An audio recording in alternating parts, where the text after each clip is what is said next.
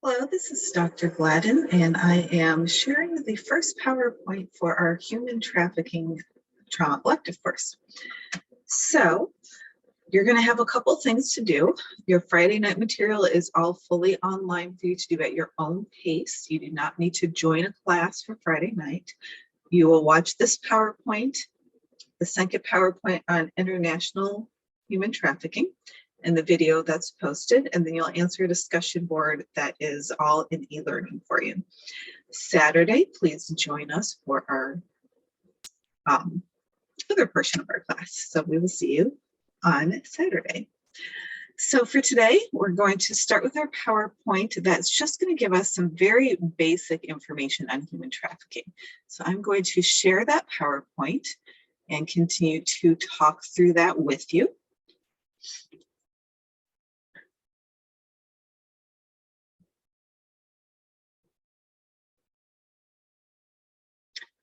Okay, and as I said, this is our Friday night PowerPoint. Basically, our schedule for the weekend, you're going to work on the PowerPoints. That's going to have the lectures and the video. Saturday, we will get together and chat a little bit more about your experiences, if you have had any interaction with people who have experienced human trafficking. And we're also going to have a guest speaker. We will take a lunch break, so you will actually have time to separate, make food, get food, do whichever you need to do. In the afternoon, we're going to have you split into groups, probably about 4, depending on the number of people. And you will work with your group to decide on your research question, your topic for the afternoon. You will work on your presentation during the day, so you don't need to do anything ahead of time for this. And then we'll close our day with the presentations that you will decide upon, and we'll do that together so you'll know what you're going to be doing. That is basically our weekend schedule. Couple of warnings for the weekend. There's going to be some material that might not be very comfortable to discuss and to read. So this might take place on your own when you're reading the book. It could be something that comes up in a video or a discussion that takes place. Know that I expect and hope that you will take care of yourself before anything else. I don't care if you miss a couple of minutes of something, if you can't read or participate in a specific discussion because it's activating for you. Please take care of yourself and choose not to be there if it's too disturbing for you. If you continue to be disturbed or have issues or reactions coming up, even after our Saturday time is complete, please contact me and be happy to chat with you further, meet with you online or in the office, maybe give you some referral information if that's useful. But please let me know if you need additional support. I do ask that you are respectful to other people around you, and just be aware of the way you approach topics. You don't have to agree with people, but I do expect that you will be respectful. And you don't know the backgrounds and histories of everyone in the class or their families and friends. So please be respectful, knowing that there might be a variety of experiences. Also throughout the weekend or anytime before or after, if you have a question, please ask. You don't have to wait for a very specific time. Just let me know when you have a question. So just a couple of things to keep in mind, and especially just really take care of yourself. That's important for these intensive weekend classes in general, but some of these topics are a little harder and can be more disturbing than others. So be aware if you're having any reactions and do what you need to do to take care of yourself. So our hope for the material in the course is that through what we experience and discuss and learn, you'll be able to recognize the various formats of human trafficking in the United States and worldwide. That includes an understanding of the context from the policy and socio-political impact. That you will be able to demonstrate a knowledge of the impact of trauma on the mental health of survivors of human trafficking, and how this might be different depending on the form of trafficking experienced. We hope that you'll be able to appraise engagement, assessment, and safety needs of survivors as components of trauma-specific practice, and that you'll be able to articulate and demonstrate research-informed interventions for trafficked individuals. So as always, it's good practice to define what we're talking about. So when we're looking at trafficking, our primary definition to look at is coming from the Trafficking Victims Protection Act of 2000. This defines human trafficking as the first 2 points. Sex trafficking is the recruitment, harboring, transportation, provision, obtaining, patronizing, or soliciting of a person for the purpose of a commercial sex act, in which the commercial sex act is induced by force, fraud, or coercion, or, and this is an important part, in which the person induced to perform such an act has not attained 18 years of age. So if you are under 18, does not matter if it's your choice, it is considered sex trafficking. The second half of this is forced labor, which includes the recruitment, harboring, transportation, provision, or obtaining a person for labor or services through the use of force, fraud, or coercion for the purpose of subjection to involuntary servitude, peonage, debt, bondage, or slavery. And you'll see our book and some other material is going to refer to human trafficking as modern slavery.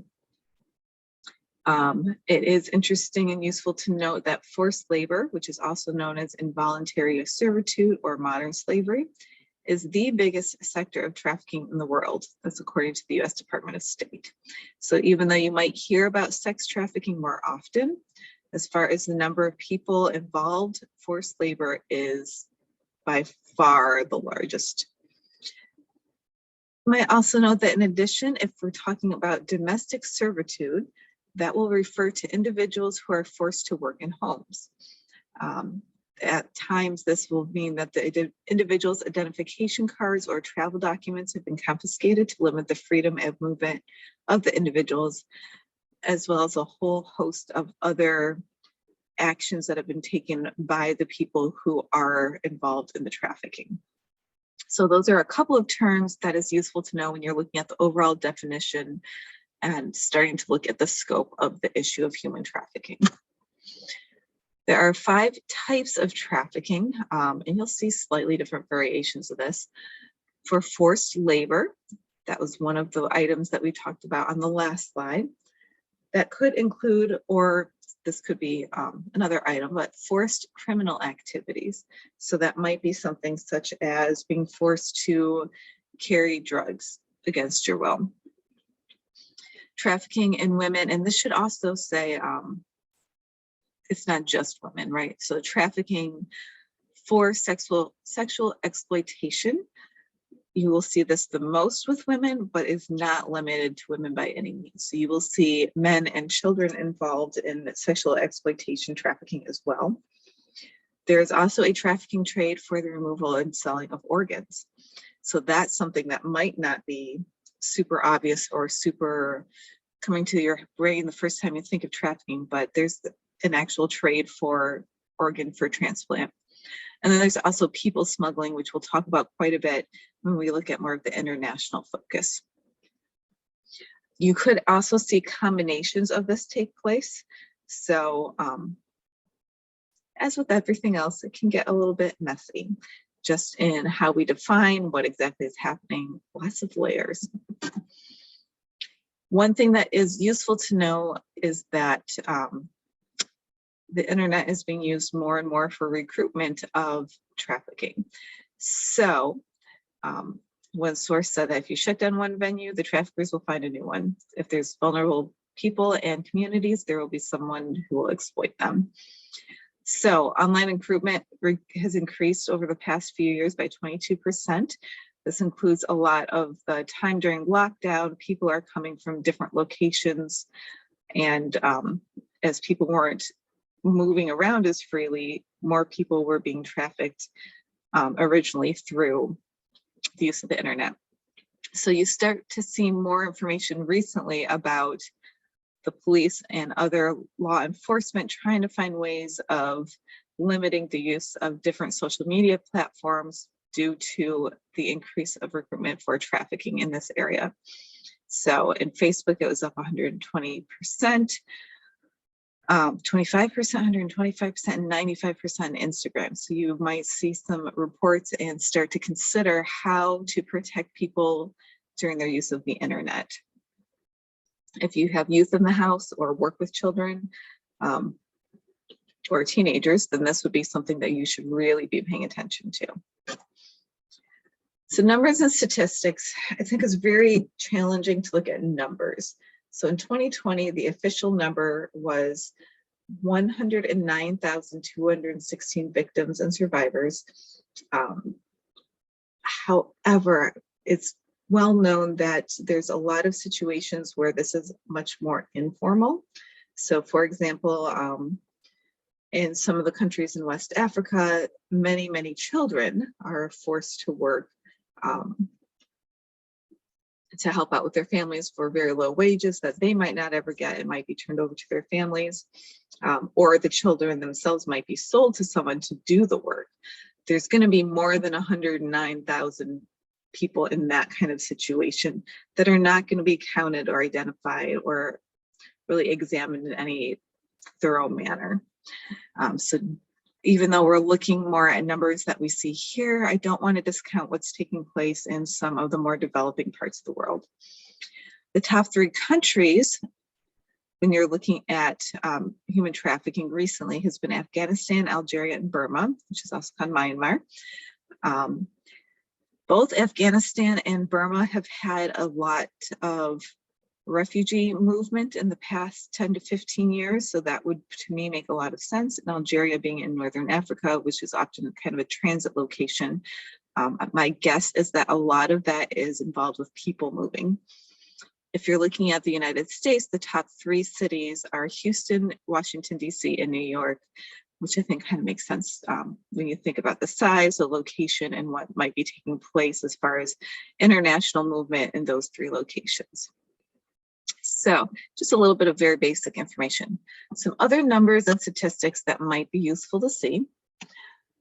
The numbers from the United States National Human Trafficking Hotline reported situations of over 10,000 people, and other types of trafficking brought that number up to about 66,000. So, like I said, this is a very small number of people worldwide, but it is significant to see that even in the United States, and even just from one hotline number, this is a pretty significant number of people. So situations where traffic was identified was that 10,000 number. We see sex trafficking being the highest, but also a pretty significant number of people involved in labor and a mix of the 2. And when we're looking at the number of victims specifically, again, same kind of pattern where sex trafficking has a very high number. There's also a significant number in the labor area, and then a combination of the 2. So again, this is likely a very small fraction of the number of people that are actually involved with human trafficking. I also thought this was interesting and useful to see that there's a significant variety in the kinds of things that are taking place, so that can move from pornography to domestic work to those illicit activities, which might be forced drug movement or something else. So there's quite a bit here. Also a high number of personal sexual servitude. So that might be a little bit different than the people who are more involved in escort services, pornography, commercial sex. So lots of different things going on. And this chart is a little bit confusing because there's so much information, but I did like seeing a little bit of the worldwide view and the different demographics that was taking place. So hopefully that's useful for you to look at. I wanted to take a few minutes to go through some of the myths and misconceptions that we have, hoping that that might give you a little bit of a broad idea of what this might look like. So the first one is that human trafficking does not only occur, that human trafficking does not occur in the United States. It only happens in other countries. It doesn't take place here. It actually is something that exists in every country, including and not at all minimally in the United States. And it's not just in certain types of communities. It can be any city, suburb, rural town, and very likely in your own community. In Grand Rapids, which is where I'm based, we have several shelters and organizations just providing services for the survivors. So there's a significant enough number to need multiple organizations to support the people just here. And because we're kind of in that corridor between Detroit and Chicago, the Grand Rapids, Kalamazoo area of Lansing actually has a fairly high number of people who are involved in human trafficking. Another myth is that human trafficking is only sex trafficking. Of course, sex trafficking exists. It is one of the highest numbers of types of trafficking. Forced labor is another type. Both are going to be involving the exploitation of people. Victims are found in legitimate and illegitimate labor industries. So that might include sweatshops, such as some of the stuff you read in your book, massage parlors, agriculture, restaurants, hotels, or domestic service. Another myth is that human trafficking victims are only foreign-born individuals or people who are in poverty. Human trafficking victims can actually be of any race, gender, nationality, socioeconomic group, all of that. So you do see different layers, right? So if you have people who are being trafficked here from other countries, perhaps being promised that they're going to be given a job, they're going to be able to send money back to their home. Could be sex trafficking, but very often you might see them in some of the forced labor situations, and that might be working on farms for agriculture. It could be working in sweatshop kinds of situations, factories, anything where they're not able to have their own freedom and they are not being compensated for their time in that workplace. That is going to fall into this kind of category.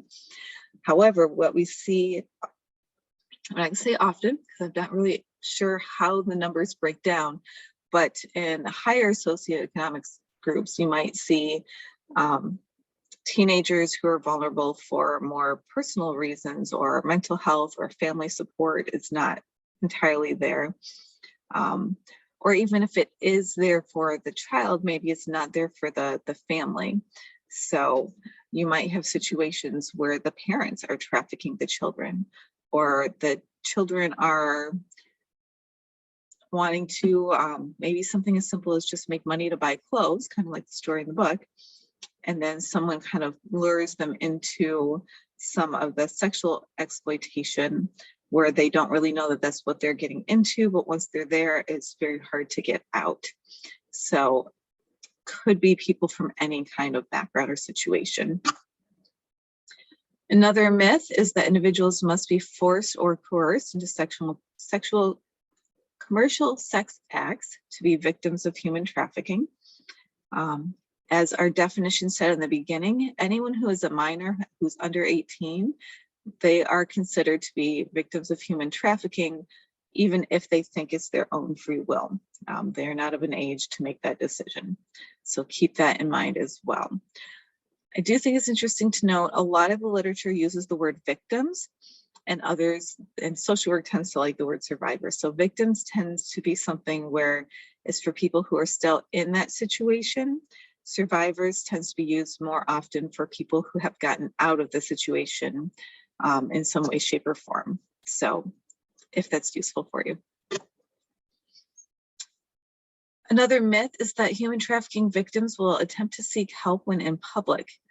But in fact, human trafficking is often a hidden crime. People are often afraid to come forward and get help because a lot of that coercion through threats or violence. So people will often say, if you say anything, we're going to hurt your family. So even though they could get out of the situation if they said something, they might have enough fear of what could happen to their families. Maybe they don't have any identifications, so they're afraid they're going to be deported. All kinds of things that can take place that can keep a person from feeling like they're able to come forward and ask for help. So keep in mind that just because someone is not asking for help directly does not mean that they're not involved in human trafficking. Another myth is that traffickers target victims they don't know. Unfortunately, many survivors have been trafficked by family members, including parents or romantic partners. So, kind of like when we talk about other forms of violence, it's not nearly as often the stranger as much as it is family members or romantic partners, people the person would trust. So because of that, that's going to make the treatment harder if that's the situation, because of that broken trust situation. So how would you know if someone might be a human trafficking victim or survivor somewhere in that situation? There's a lot of different questions that you could ask or examine, and you might hear my cat in the background. She's just saying hello. So, does the person appear disconnected from friends, family, community organizations, or places of worship? So if they were previously involved in some of these activities or with certain people and then they discontinue that, could be a reason why. If it's a child or an adolescent, have they stopped attending school? Has there been any sudden changes in behavior? Is there a teenager or a juvenile engaged in commercial sex acts? Is the person disoriented or confused or showing signs of mental or physical abuse? And that's going to include the next couple of points, such as, does the person have bruises or broken bones that are in various stages of healing? Are there other signs of abuse, such as branding? So you read in the book about people being tattooed so that the trafficker would be able to say that this is my property. It might be broken bones, various states of healing, or infections, especially lingering ones that have obviously not received medical care. You might also notice if there's a history of frequent sexually transmitted infections, lack of treatment for them, and or frequent pregnancies and abortions. You might check to see if the person's behavior appears fearful, timid, or submissive. If the person looks like they've been denied food, water, sleep, or medical care. You might also notice if there's someone that always seems to be with the individual. So is the person often in company with someone to whom he or she defers? If someone else looks like it's in control, they're in control of the situation, where they go, who they talk to, maybe they insist on being in the room at the hospital with them, answers questions for them. So kind of like the next point, does the person appear like they're being coached, being told what to say, and looking for inconsistencies in stories and timelines as well. You might also look and examine if the person is living in unsuitable conditions. You read some stories in the book about people who were living in very substandard, just barely keep you alive kind of situations. Does the person lack personal possessions and appear not to have a stable living situation? And does the person have freedom of movement? Can they leave where they live? Are there security measures that seem out of place? So if any of these things, or especially if you see several of these things taking place, you might begin to consider if the person that you're working with might be involved in human trafficking, and that you might need to take some additional assessment measures or actions to assist them. If you think that the person you're working with is being trafficked, do not confront the suspected trafficker. That is not safe for you. If you keep in mind the things that you've read in the book and some of the other material you've seen, people who are involved in trafficking might have very few qualms about causing you harm. So contact law enforcement directly, or the tip, excuse me, the tip lines that are on this page. Don't try to confront the people in that situation. So there are a couple of numbers there, and I'm not necessarily going to read them for you, but I wanted you to have them in the PowerPoint and kind of know what they were related to, so that you could have a couple of additional numbers to call if you ever feel like you need them. So with that, we are going to close out this presentation, and we will move, whenever you're ready, to the next part where we're going to talk a little bit about some international layers of human trafficking.